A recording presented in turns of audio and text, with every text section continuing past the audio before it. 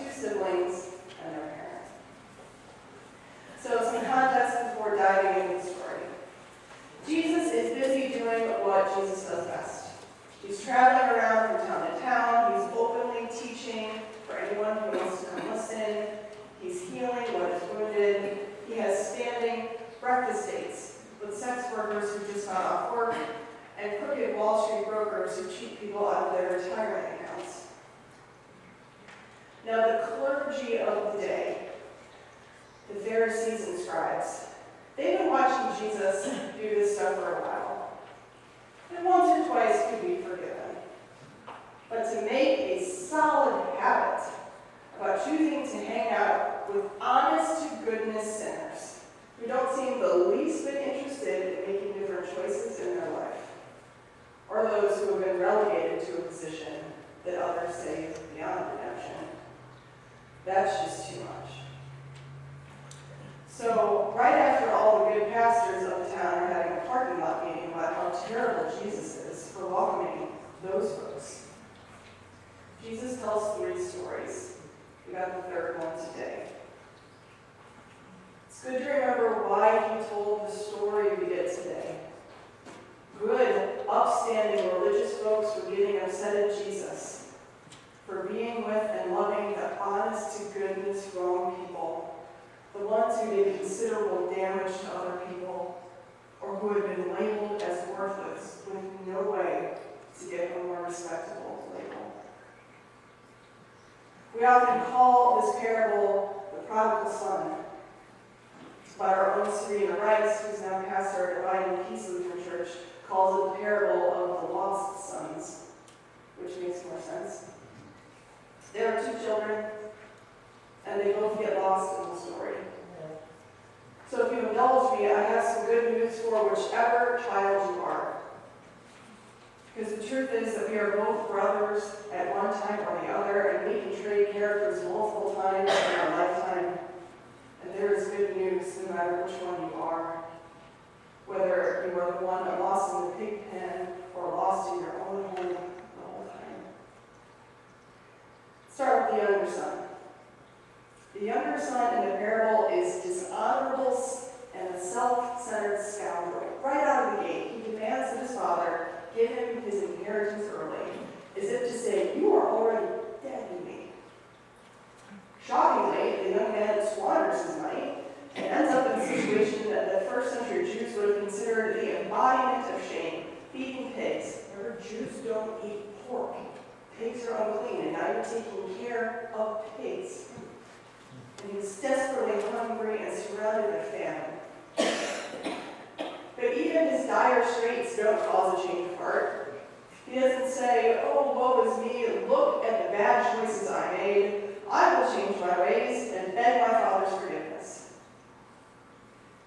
Instead he says, "Wait a minute, I know a place where I can get food." Remembering that his father's workers eat pretty well, he cooks up a scheme in which he'll return home, pretend to be sorry, and at the end of the speech, throw in an oh-so-humble suggestion. "Dear Father, I expect no special treatment. Just treat me like one of your hired hands." This is no tale of repentance, no change of heart, but rather a desperate, self-serving ploy. And in this sense, he really continues to do what he's always done, which is look out for number 1. And his plan is to con his father.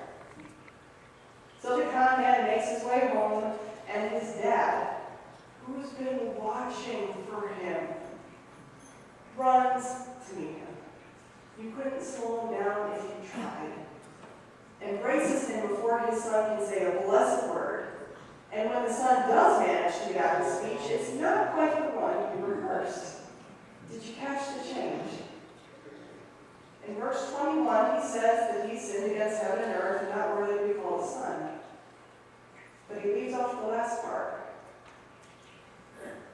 What if the father's exuberant, grace-filled welcome transformed the con man back into the son that he always was and he forgot?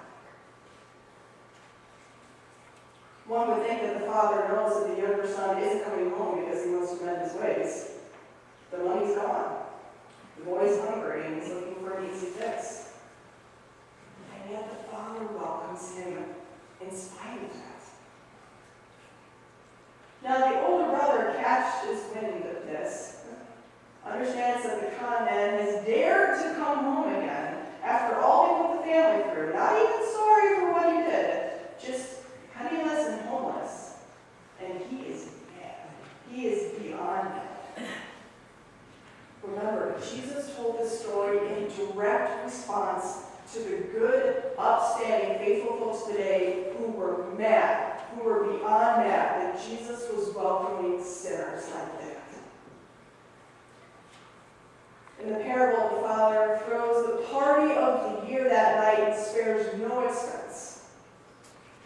Then the older brother gets wind of this on his way home from working some overtime in the fields, and he sees servants rushing around with plates of steaming food and pitchers filled with brim of wine, and music is booming from the house. And the older brother refuses to go inside to have anything to do with this party or the persons being thrown for. So for the second time in one day, this father goes out to meet one of his sons, pleads with him to come inside and celebrate that his brother is home. And the older brother can't even say the word brother. He's so mad. He says to his dad, "That son of yours," which the father replies, "This brother of yours," and reminds the eldest child, everything that is mine has always been yours.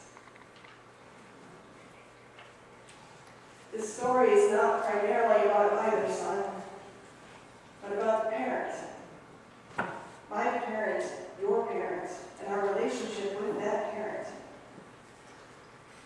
This story doesn't have a finished ending with either brother. Does the younger brother change his ways now that he's home? Does the other brother join in the celebration?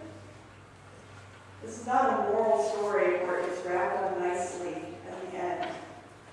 This story comes with an open ending, because this story is working so hard to show us something deep and eternal and true about our Heavenly Parents, that whenever we get lost, either in taking what we think we're entitled to, even when it hurts those closest to us, making decisions based on greed or lust or whatever feels good in the moment, coming up with schemes to calm the family again, whether we get lost in following the rules so closely we forgot the joy and freedom that was intended by them, in keeping score to remind yourself how good you're doing with God, or at least how much better you're doing than those people.